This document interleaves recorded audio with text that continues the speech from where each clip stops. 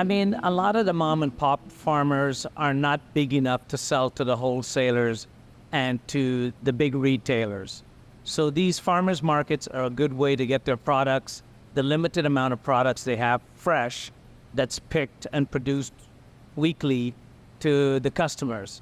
And I think customers like that because you're getting local products from a local small business owner, and it kind of completes the full circle getting that fresh product to customers.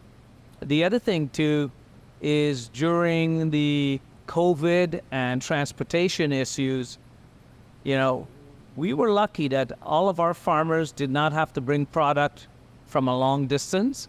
So we had product through the market.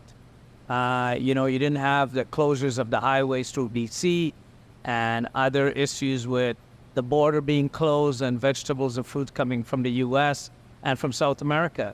Local products were being supported and grown and supported here. So we were never out of product at that time. The Alberta government did a study in 2016 that the farmers market industry in Alberta was over $1 billion in 2016. So I can imagine what it is now.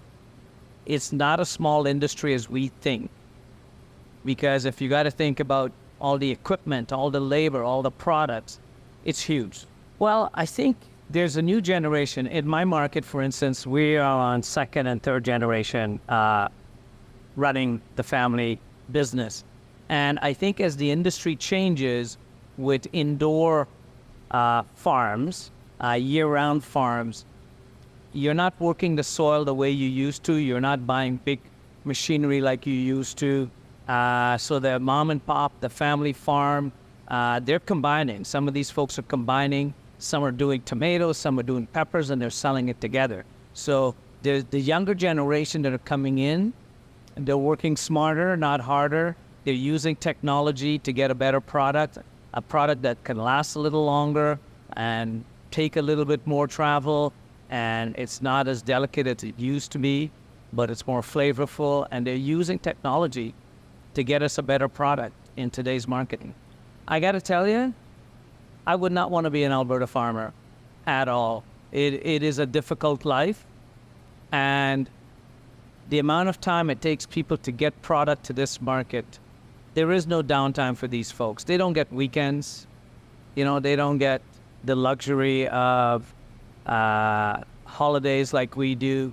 It's 7 days a week, and then they have to make sure they have product to sell in the wintertime. So storage and those types of things. It's a tough life.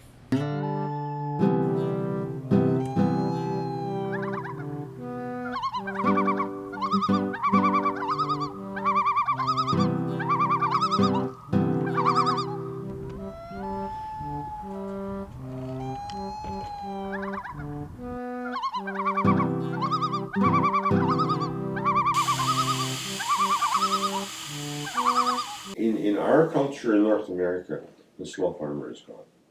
He's gone. He's almost extinct now. There are not too many left. Not too many left. The issue is the economics of it. The young people didn't stay on the farms. They went into other livelihoods, and the farmers, the majority of farmers are well into their 60s. I think the median age of farmers is well into the 60s. There are no young people there.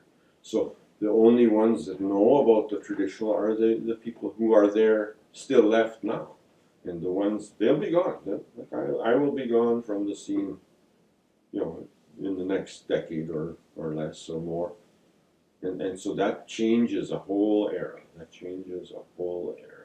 Because no one will go back to trying to make a living on 1/4 section of land, 160 acres. That's just not possible. Very interesting, when aid goes to third world countries where people have nothing, can't even feed themselves, if they can get them started with some goats and some chickens and teach them how to grow a small plot of things that they can feed themselves, they become independent. People in the cities don't even know where their food comes from. Farmers aren't important to them because you go to the grocery store and get your food, and most of it's, or a lot of it's imported even, so they don't know the value of farming. Well, our two grandsons work with their father now, and they would love to be farmers, whether it'll work out for them or not. That remains to be seen. They do have other jobs besides. Well, the rich get richer, the poor get poorer. And most of the traditional small farmers are going to be poor people. They will be at the bottom end of the spectrum because they will no longer be able to make a livelihood, and even if they are willing to work hard and to have a lower standard of living, they will not be able to survive. You just have to get bigger. There's no getting away from it. We farm a lot bigger than we used to back then. You have to, or you're out. And we're still very small compared to what's happening, but you do have to, get bigger. Yeah, before everybody'd have a couple of cows, a few chickens, a few pigs, and could make a living. And you can never do that now.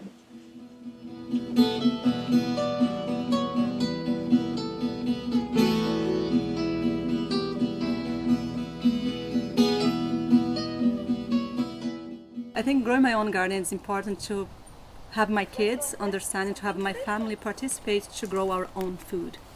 The food that we grow in the garden tastes much, much better than anything that you can find in the stores. It's fresh, it's more sweet, there is a real taste on it. The kids get involved in every single step from the planting, from weeding the garden and harvesting and making our dinner with whatever we harvest from our garden. We harvest a lot of carrots. We harvest carrots for almost every week. Once or twice a week we harvest. My kids take the cherry tomatoes to school for lunch as well. So we harvest every week. We have something for our lunches and supper. Buying local is really important in my opinion. You support a local economy and you are buying vegetables and fruits grown in Alberta. So it's fresh. Most of the times when I buy from locals, they harvest on the same day or the day before. So it's fresh. It's different than whatever you can buy in the groceries for sure. The relation of those family farms to food sustainability, in my opinion, is we are able to produce food locally and feed the people that live around. Sometimes we have issues with transportations or any other things or disasters in other areas, and we're not going to have the food from there. When we are able to produce our own food and feed our community, we can survive, we can live long. We have food, right? Everybody needs food every day. I've been growing my own garden for over 10 years, like before my kids. I always loved to have my own garden.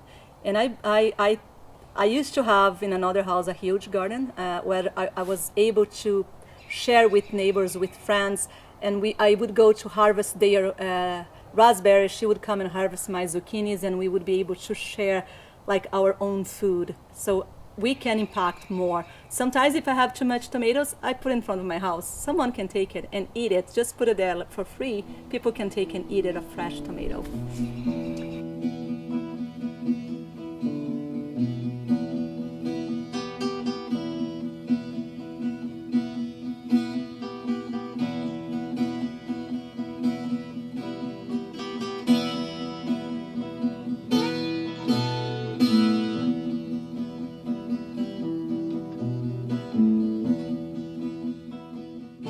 The farmers market is crucial to us to be able to market our product.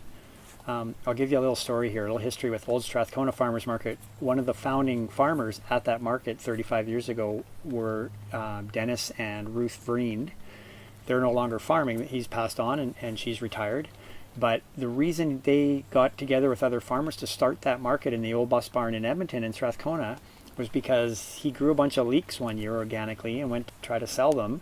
And the price they offered was so low because it was wholesale. He said, well, I can't make any money. I'm losing money to sell those. So they said, okay, this is a sign of what's to come. And they started that farmers market, and it's been thriving for 35 years. So that's where we go to sell our food for people that appreciate local food and they want the highest quality product they can get.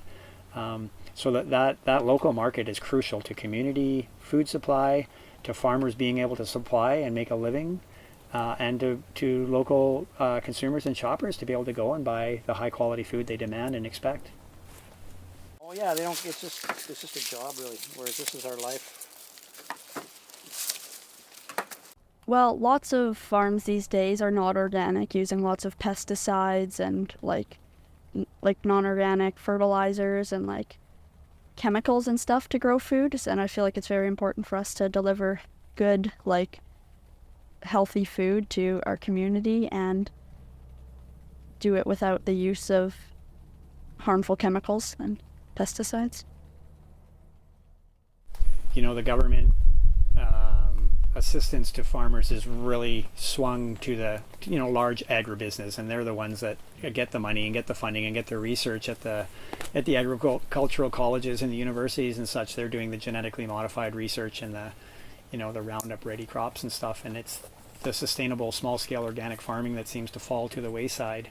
So we're really struggling. There's no subsidies or financial incentives anymore. It seems for small scale the costs are all going into the large developments and the huge, animal farms and the huge crop operations. So the small farms are really just, they either make it or they don't on their own initiative and their own creativity, in marketing and growing crops that aren't readily available. Like we do melons here and we do lots of different tomatoes that aren't available commercially at stores. So we just really have to stay above the curve as far as incentivizing people to come and support our products. Sustainability and local availability of food is crucial, and it's getting more so. You look at California, they're running out of underground water, which they've been using to irrigate all their crops for the last 50 years, and it's almost gone.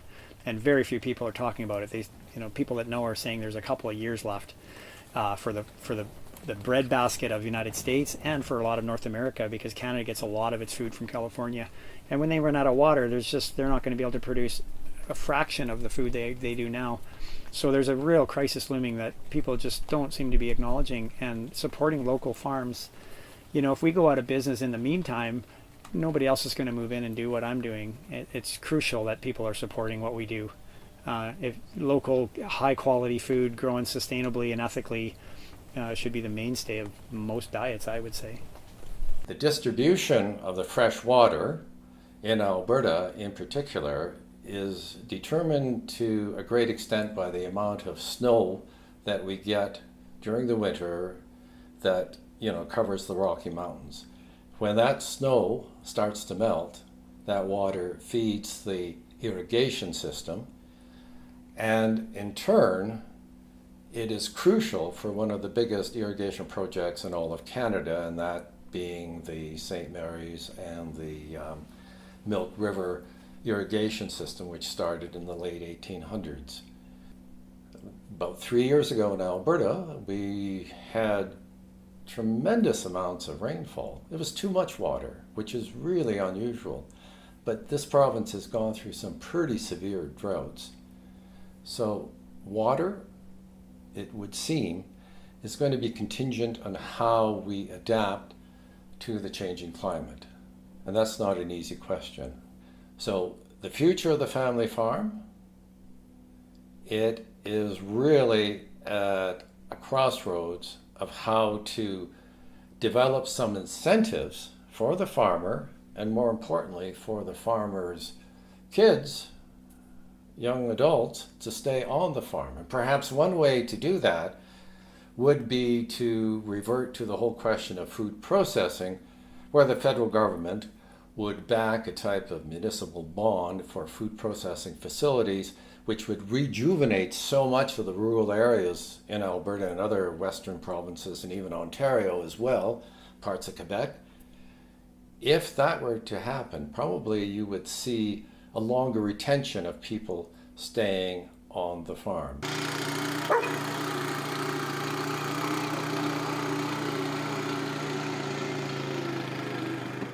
I think by us getting away from the local farmer, from local goods, from local produce, I think that we've actually hurt our economy in many ways. I think if we would have stayed self-sustained, and supported our local farmers, like support our local beef farmers. Why are we buying beef that comes in from Australia or comes in from the United States when we have some of the best beef in the world right here in Alberta? I think the costs for a family farm, like since I was a kid, has just skyrocketed. Like you look at just the cost of the equipment, just to be able to make feed for your animals, just that alone, like the expenses for running a farm have multiplied greatly, but the farmer's income has not actually multiplied with that in a way that's profitable for them.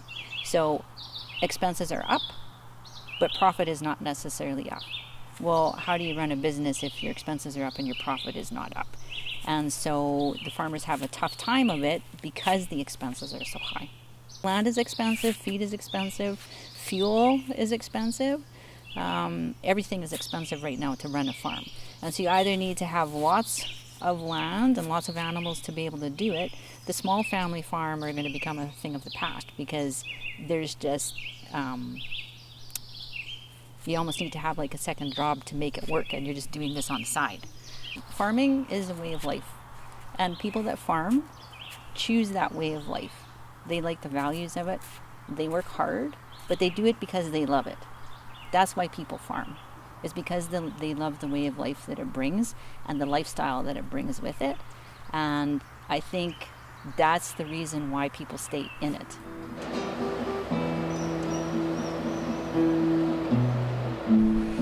Here at the Bountiful Farmers Market, we have a different philosophy about farmers markets. Typically, farmers markets are just a pop-up, set-up, quick few hours. What we're trying to do here is we're trying to make a farmers market as convenient to the consumer as a grocery store. So people can come here, they have the convenience of 3 different shopping days, longer hours, and they can spend more time at the market.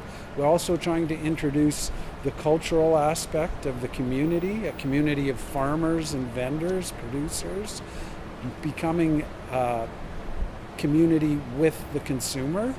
And so we offer a food court, we have restaurants, we have cultural and entertainment things going on, and so it gives people a place to gather to learn about not only their food but the other products that they're buying at the market, home products, health products, and to really get to know the people who are passionate about producing them and passionate about teaching the consumer the difference in the quality of the food and the products that you get locally, handmade, at a farmer's market.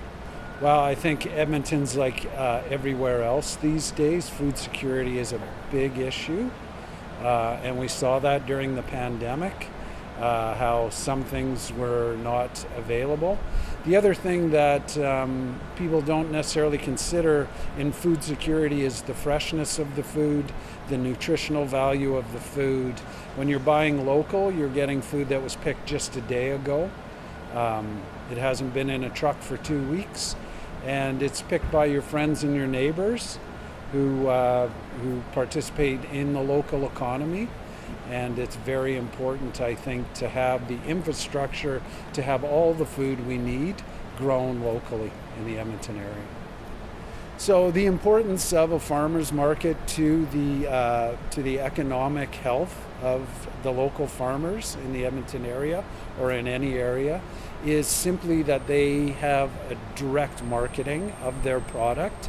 There's no middleman. There's no big company setting the prices for them. They determine the value of their product and they sell it directly to the consumer. The consumer profits, because they receive the freshest, most nutritious food available.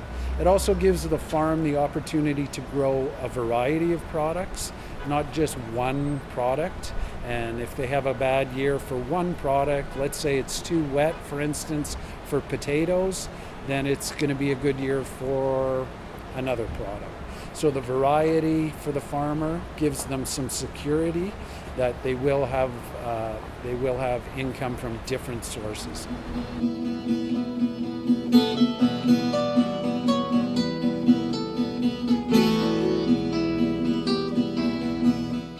my grandfather, he was a farmer and spent his whole life. He had a homestead and he built it up, and then my dad was born on that farm, and that's where I grew up.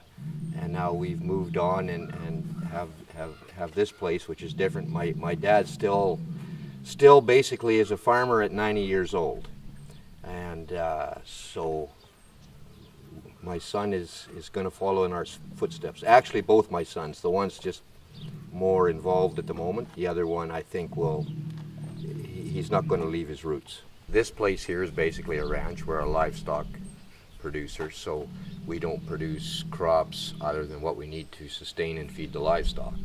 So you do some planting in the spring, and you harvest a lot of hay so you can make it through the winter months with your livestock, but the biggest job is the welfare and maintenance of the cows, to provide them with what they need to have a healthy, comfortable existence on this ranch.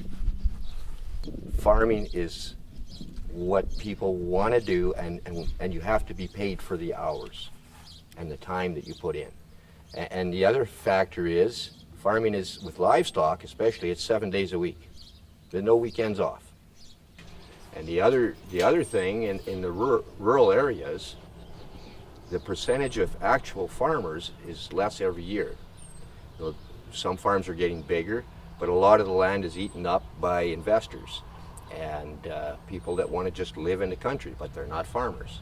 And down the road, if our population keeps expanding, we're going to have to start protecting, the agriculture, the good producing agricultural land that's there. In the world today, if you have catastrophes here and there, if you have locally produced food sold in the local area, you'd be sustainable. The city of Edmonton would be sustainable if they could access the majority of their food locally. But in today's business world, that's probably not going to ever happen.